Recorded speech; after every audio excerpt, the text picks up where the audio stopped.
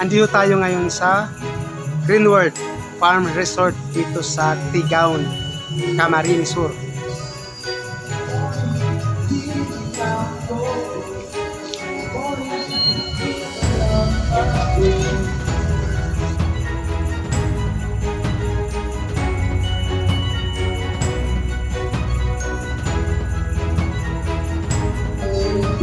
Gusto ko lang kayong batiin ng Merry Christmas sa inyong lahat.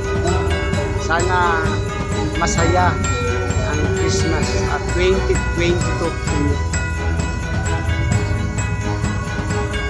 Piliin natin na maging masaya lagi para maraming blessings yung dumating sa atin.